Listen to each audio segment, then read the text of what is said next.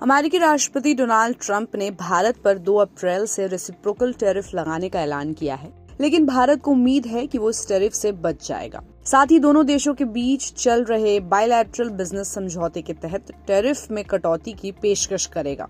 Experts का कहना है कि भारत की ओर से इंपोर्ट फी में कटौती की गुंजाइश है और घरेलू इस तरह की कटौती होने के लिए सपोर्ट कर रहा है।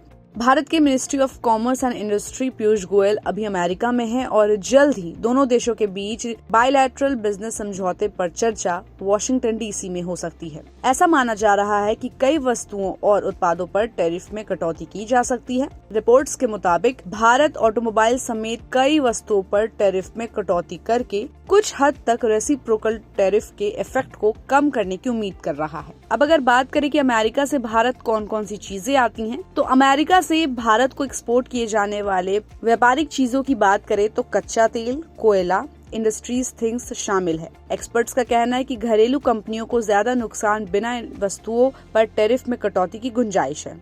इसके अलावा बायलैटरल बिजनेस को बचाने के लिए टैरिफ में कटौती की पेशकश करने की जरूरत है, क्योंकि अमेरिका भारत का सबसे बड़ा व्यापारिक साझेदार और सबसे बड़ा एक्सपोर्टर है। इन दोनों देशों के बीच बिजनेस 190 अरब डॉलर का है और भारत के एक्सपोर्ट में अमेरिका का हिस्सा लगभग 18% है। अब अगर सवाल है कि टैरिफ के बाद क्या होगा, तो पीएम मोदी की अमेरिकी राष्ट्रपति डोनाल्ड ट्रंप के साथ बैठक के बाद दोनों देशों ने व्यापार रिलेशंस को गहरा करने और 2030 तक इसे दुगुना करके 500 अरब डॉलर करने का फैसला लिया था। हालांकि उसके बाद ट्रंप ने एक बार फिर से ऐलान किया है कि रेसिप्रोकल टैरिफ 2 अप्रैल से लागू होंगे, जिससे भारत में चिंता बढ़ गई है और इसका निर्यात पर क्या क्या प्रभाव पड़ेगा, इसके बारे में जानते हैं।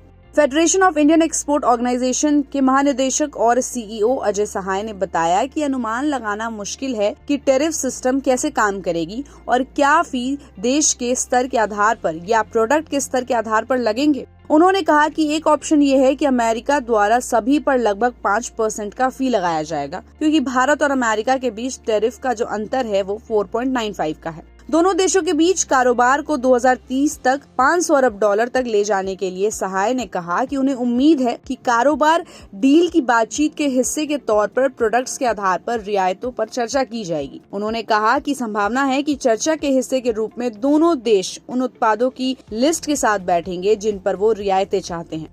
कुछ प्रमुख वस्तुओं पर अमेरिका फी में कटौती की मांग कर सकता है। उनमें ऑटोमोबाइल, इलेक्ट्रिक वाहन, चिकित्सा, इलेक्ट्रॉनिक सामान शामिल है। इसी तरह भारत ऑटो और ऑटो कंपोनेंट्स, फार्मास्यूटिकल्स, टेक्सटाइल और फुटवियर समेत अलग अलग चीजों पर टैरिफ में छूट की मांग कर सकता है। तो इस रिपोर्ट पर आपकी क्या राय है, हमें अपनी राय कमेंट बॉक्स में दे और ऐसे ही अपडेट्स के लिए देखते रहिए गुड रिटर्न्स। हमारे चैनल को लाइक और सब्सक्राइब करना बिल्कुल भी मत भूलिएगा।